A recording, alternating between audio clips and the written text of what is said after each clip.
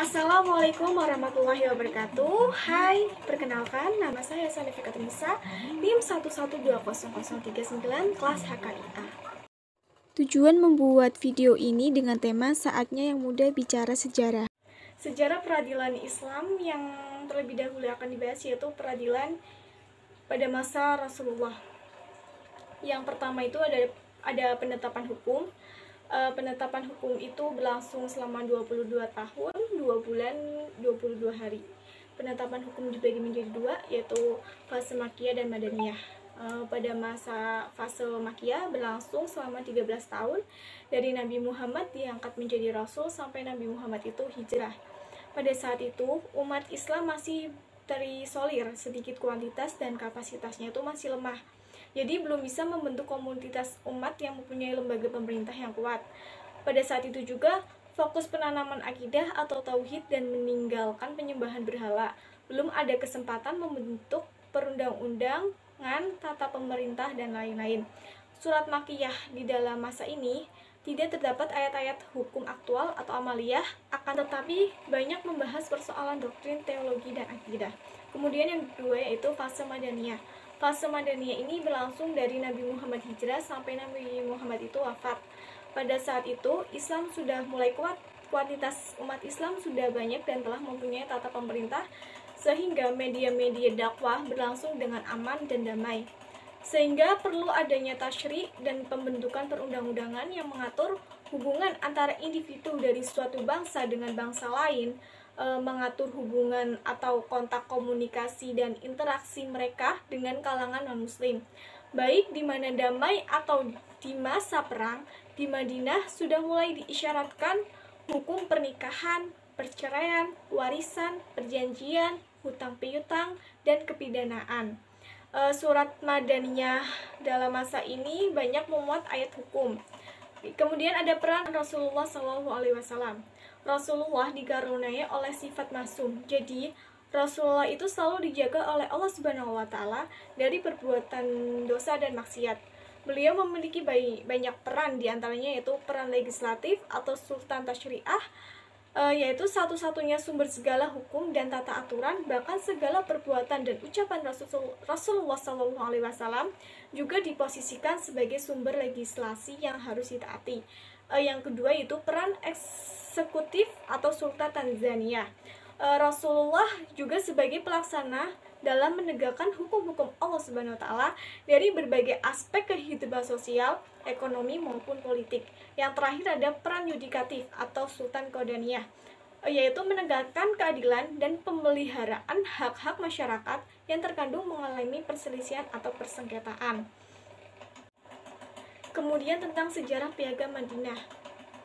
Yang pertama, undang-undang tertulis yang memiliki muatan-muatan yang mengatur hubungan sosial politik masyarakat di Madinah, di mana salah satu pasalnya menegaskan kewajiban unsur-unsur anggota masyarakat tersebut. Yang kedua itu teks Piagam Madinah. Disebutkan bahwa masing-masing orang mukmin bertanggung jawab atas kejahatan yang terjadi di sekitarnya, meskipun hal itu dilakukan oleh anaknya sendiri. Kemudian di masa ini ada dua kitab pedoman, yaitu Al-Quran dan Ijtihad Rasul. Dalam masa ini terdapat proses peradilan yang berlangsung sangat sederhana, lebih bersifat fatwa dengan model tanya jawab, tetap menjunjung tinggi nilai keadilan, terkesan tidak formal, tetapi rukun-rukun al-qadah telah terpenuhi, yaitu ada hakim, hukum, al-mahkubih atau tergugat, al-mahku alaih, dan al-mahkulah atau penggugat. Kemudian putusan Rasulullah SAW mengandung nilai kebenaran, sehingga putusan itu sangat dihormati oleh pihak yang berperkara.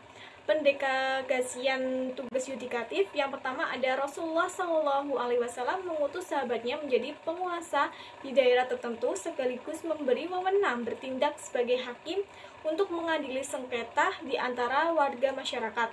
Yang kedua, Rasulullah SAW menugaskan sahabat untuk bertindak sebagai hakim guna menyelesaikan masalah tertentu. Penugasan ini biasanya dilaksanakan atas perkara tertentu saja. Yang ketiga yaitu Rasulullah SAW menugaskan seorang sahabat dengan didampingi sahabat yang lain untuk menyelesaikan suatu masalah tertentu dalam suatu daerah. Alat buktinya yaitu terdapat bayinah atau fakta kebenaran, yang kedua saksi, yang ketiga firasat, dan yang keempat sumpah, dan yang kelima yaitu bukti tertulis. Kemudian ada larangan hakim. Yang pertama yaitu memutuskan perkara dalam keadaan marah, yang kedua suap, dan yang ketiga itu menerima hadiah. Hakim yang diangkat Rasulullah Shallallahu Alaihi Wasallam pada masa itu yaitu yang pertama Mu'az bin Jabal dan Ali bin Abi Thalib, gubernur dan hakim Yaman. Yang kedua Atab bin Asid, yang ketiga telah ada peninjauan kembali. Yang keempat gaji hakim disesuaikan dengan masa dan kebutuhan. Kemudian kita masuk ke masa peradilan Khulafa ar-Rasyidin. Bisa dibandingkan dengan masa Rasulullah SAW, bagaimana perkembangannya, bagaimana ketika peradilan Rasulullah yang masih sangat sederhana itu, lalu bagaimana perkembangan peradilan Islam pada masa Khulafa ar-Rasyidin. Yang pertama masa Khalifah Abu Bakar As-Siddiq, yaitu kepemimpinan ini berlangsung selama 2 tahun.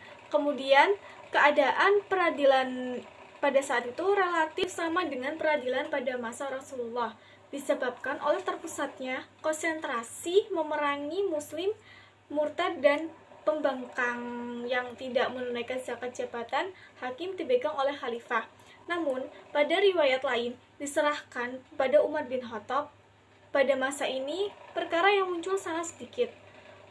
Kemudian pada masa Umar bin Khattab, ini berlangsung dari tahun 634 sampai 644 Masehi. Kekuasaan Islam meluas, tugas pemerintah beragam. Khalifah membatasi wewenang hakim, khususnya penyelesaian sengketa harta benda atau perdata, sementara perkara pidana terkait hukum kishalah ditangani khalifah dan penguasa daerah. Pengangkat kodi awalnya oleh khalifah, namun pada akhirnya menunjuk gubernur untuk mengangkat kodi yang belum ditunjukkan khalifah. Risalatul Qodah berisi prinsip atau pedoman beracara bagi hakim. Umar bin Khattab disebut sebagai peletak dasar dustur piranti lunak peradilan. Jadi memang yang pertama kali dalam sejarah peradilan Islam yang meletakkan pedoman beracara yaitu ya Umar bin Khattab. Kemudian bagaimana masa Khalifah Utsman bin Affan? Masa Khalifah Utsman bin Affan itu peradilannya dilaksanakan pada sebuah gedung. Khalifahnya juga mengikuti langkah Umar bin Khattab dalam pemilihan kodi dan bersandar pada Al-Quran dan Sunnah. Antara lain meliputi: pertama, sarana dan prasarana peradilan, yang kedua, membuat buku register, yang ketiga, membentuk lembaga Al-Syur'ah, yang keempat, mendirikan lembaga Al-Muzalim, yang kelima, mengangkat pejabat moneter, yang keenam, mengangkat kodi Al-Qodah, yang ketujuh, membentuk Al-Mahkamah Al-Ashkariyah, yang kedelapan, mendirikan Bait Al-Mal, dan yang terakhir yaitu melegitimasi wilayah Al-Tahkim. Kemudian ada organisasi kehakiman pada masa Bani Abbasiyah. Organisasi kehakiman juga mengalami perubahan, antara lain telah ditiadakan jabatan penuntut umum atau kejaksaan, di samping telah dibentuk instansi Diwan Kodi atau Al-Qudah sebagai berikut. Yang pertama, Diwan Kodi Al-Qodah atau fungsi dan tugasnya mirip dengan Departemen Kehakiman yang dipimpin oleh Kodi Al-Qodah atau Ketua Mahkamah Agung. Semua badan-badan pengadilan dan badan-badan lain yang ada hubungan dengan kehakiman berada di bawah Diwan Kodi Al-Qodah. Yang kedua, Diwan Al-Akali, hakim provinsi yang mengetuai pengadilan tinggi. Yang ketiga, Qudah Al-Amsar atau hakim kota yang mengetuai pengadilan negeri. Al-Qodah atau Al-Hisab. Yang keempat, Al-Sutha Al-Qodayah, yaitu jabatan kejaksaan di ibu kota negara yang dipimpin oleh Al-Mudail Umi atau jaksa agung, dan tiap-tiap kota oleh naib umi atau jaksa. Peradilan pada masa Bani Abbasiyah pada dasarnya meneruskan tradisi dan kebijakan yang telah dijalankan oleh Bani Umayyah pada masa ini. Khalifah tidak lagi terlibat dalam urusan peradilan, melainkan hakim yang ditujukan oleh khalifah lah yang akan mengusut perkara tersebut. Peradilan pada masa ini mendapat perhatian yang sangat besar. Hal ini dapat dilihat dari kreasi-kreasi baru dalam bidang peradilan seperti penggunaan pakaian khusus dalam persidangan, terdapatnya Mahkamah Agung dan Jaksa Agung, serta peradilan-peradilan di tingkat provinsi dan kota. Artinya, setiap wilayah sudah memiliki peradilan. Dalam penyelenggaraannya, peradilan masa Bani Abbasiyah tidak selalu berjalan dengan baik. Terdapat kekacauan yang disebabkan oleh kotornya peradilan, seperti adanya sogok menyogok, penegak hukum yang berkepribadian buruk dan kesaksian palsu. Serta itu, hakim diperintahkan untuk memutuskan perkara yang sesuai dengan mazhab-mazhab yang berkembang. Hakim tidak lagi memiliki kebebasan berpikir dalam menyelesaikan dan memutuskan persoalan-persoalan yang muncul seakan-akan dikebiri dan terbelenggu oleh norma yang sudah ada dan siap pakai. Kemudian yang terakhir, peradilan Islam masa Turki Utsmani. Turki Utsmani berdiri pada tahun 1299 sampai 1924. Masa kekuasaan ini berdiri selama kurang lebih 6 abad. Dalam masa ini terdapat wilayah 3 benua, diantaranya benua Asia, Eropa, dan Afrika. Jumlah pemimpin pada saat itu 36 sultan dan 1 khalifah terakhir 2 tahun, yaitu Abdul Majid. Awaknya Turki Utsmani tidak menganut setelah satu mazhab, kemudian menggunakan mazhab Hanafi sebagai mazhab resmi dalam hak fatwa dan peradilan. Hukum Islam pada masa Utsman ini hingga sekarang belum terkodifikasi sistematisnya sempurna. Peradilan Islam pada masa ini terobosan dimulai oleh Sulaiman pada upaya kodifikasi dan legislasi. Seiring meluasnya wilayah ke Eropa, Sulaiman Al-Kanuni lahir tahun 1520 sampai 1566. Beliau sangat berwibawa di masyarakat. Produk perundangannya berhasil diundangkan di zamannya dan menjadi pegangan generasi sesudahnya. Secara garis besar, hukum pada masa Turki Utsmani dibagi 2 era, sebelum Tanzimat 1300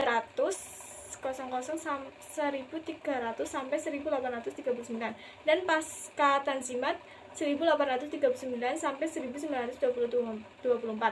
Kodifikasi hukum perdata menetapkan mazhab Hanafi sebagai mazhab resmi negara. Dilakukan sejak pemerintahan Sultan Salim, mengkomplikasi hukum Islam dari mazhab yang berbeda. Disesuaikan dengan kondisi saat itu, mengadopsi perundang-undangan modern yang sesuai dengan syariat Islam. Misal, hukum perdata, perdagangan, dan pidana.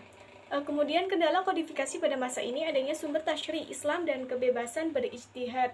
Pada masa sebelum Tanzimat, Turki Utsmani dipimpin oleh seorang sultan yang memiliki kekuasaan temporal yang bertugas memerintah negara dan kekuasaan spiritual yang bertugas menyiarkan dan membela Islam, dibantu dengan 2 pegawai tinggi, yaitu Zadram untuk urusan pemerintah dan Syah al-Islam untuk urusan keagamaan. Bentuk peradilannya yaitu al-juziyat menyelesaikan pidana dan perdata, al-bistinaf meneliti dan mengkaji perkara yang berlaku, al-tamyiz al-nadqat wa al-ibram yang berwenang memecat para kodi yang terbukti melakukan kesalahan dalam menetapkan hukum, al-istinaf al-uliyah berada langsung di bawah pengawasan sultan. Pada masa Tanzimat, pada masa ini biasa dikenal dengan Tanzimat al-Khairiyah, gerakan pembaruan Turki Utsmani yang diperkenalkan dalam sistem birokrasi dan pemerintahan yang melingkupi bidang hukum, administrasi, pendidikan, keuangan, perdagangan, dan sebagainya. Latar belakang munculnya Tanzimat: yang pertama, Eropa mendesak kerajaan Turki Utsmani untuk mengayomi kaum Zimmi yang berada di wilayah kekuasaan Utsmani. Yang kedua, pemberlakuan hukum fikih bagi orang Eropa yang berada di wilayah Utsmani dengan hukuman mati jika murtad. Yang ketiga, munculnya tokoh-tokoh Tanzimat yang berupaya membatasi kekuasaan sultan yang absolut. Kemudian yang terakhir, pasca Tanzimat di akhir pemerintahan Turki Utsmani, persoalan peradilan semakin pelik. Sumber hukum yang dipegang tidak hanya terbatas pada syariat Islam, tetapi diambil dari hukum barat, yaitu Eropa, yang diakibatkan adanya penetrasi Eropa terhadap dunia Islam sehingga memunculkan sumber hukum yang saling berbeda pula.